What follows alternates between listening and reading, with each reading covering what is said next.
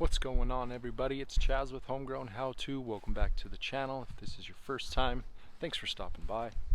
Now in today's video, I'm going to be focusing on my drip irrigation system and more specifically focusing on watering the trees. This one here is on its third season of us having it. It gives us great shade in our fire pit area.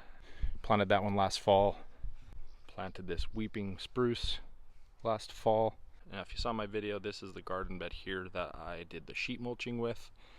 Essentially it's a no dig. You do have to dig a little bit if you want a nice established edge like this, but essentially that is a no dig sheet mulching garden bed. I'll post the video down below in the description and maybe pop it up over here in the corner.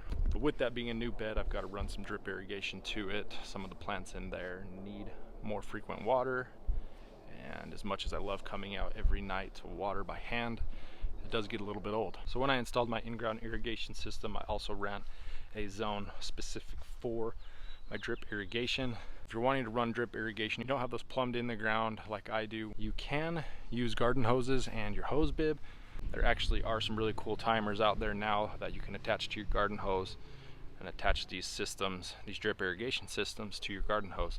So that is an option as well if you're interested. I'll be running a drip irrigation from my existing drip irrigation over to this garden bed. Now some of the tools I'll be using, I've got my 1/2 inch. This will be essentially the main line of the drip, and then I will branch off of that with all of this different stuff here. This is just a 1/4 inch tubing. This is also a 1/4 inch tubing, but this is a soaker hose. It's very porous and just kind of lets that water flow through. This is more of what I'll put on the trees. We'll go in more in depth with that later. Now, as far as the drip irrigation, there are a bunch of different ways you can water with these, which is really awesome. You can see in this bed I've got some little sprinklers that water this whole garden bed. There are basically these little button drippers that will spit out different gallons per hour.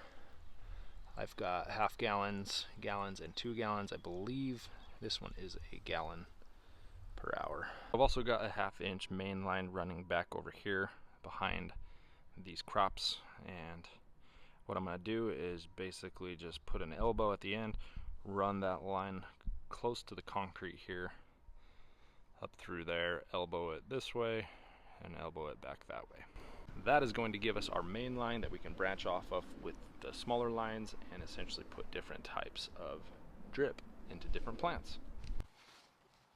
Let's go ahead and get to work. Here I'm just adding in a 90-degree elbow so I can tie into the existing irrigation system with my 1/2 inch pipe. Then I'll use some stakes throughout just to secure into place. For higher traffic areas such as this, I do like to bury my tubing just so that the kids don't trip on it. Plus, I also think having the tubing exposed is an eyesore.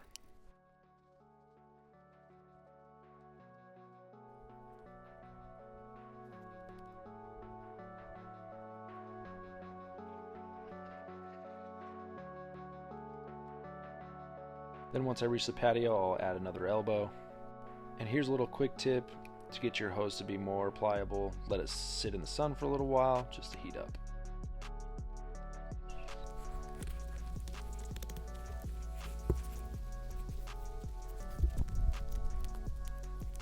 This is the end of the 1/2 inch main tubing here. I'll use a figure 8 just to kink that off so that no water shoots out.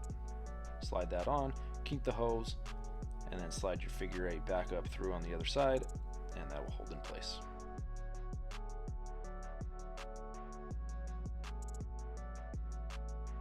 Next, I'll use a hole punch to punch a hole in the 1/2 inch tubing. This will just allow me to easily insert the barbs as I add on the drip line. Now here's a 1/4 inch barb to go into the 1/4 inch poly tubing. Push and twist.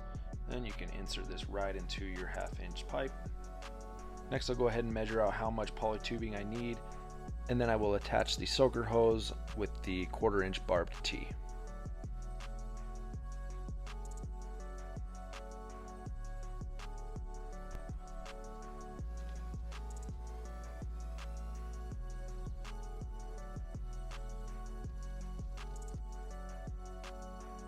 How this drip works with the soaker hoses, you can see the water just basically comes out of that porous hose there. Does a really good job at soaking the entire area without causing any runoff, pooling, or anything like that. It really saturates that soil really well. These are awesome. Alright guys, so that is how to run new drip irrigation to newer trees. That tree's gonna thrive now, it's gonna do awesome. I've got a few other trees, younger trees that I've got to get to. So please, if you have any questions, comments, please drop those down below in the comments section. I'll also drop the other drip irrigation videos. Those may answer your questions as well. But I'll drop those down below. Be sure to subscribe if you found any of this information helpful to you. Thanks for watching. Y'all have a good day.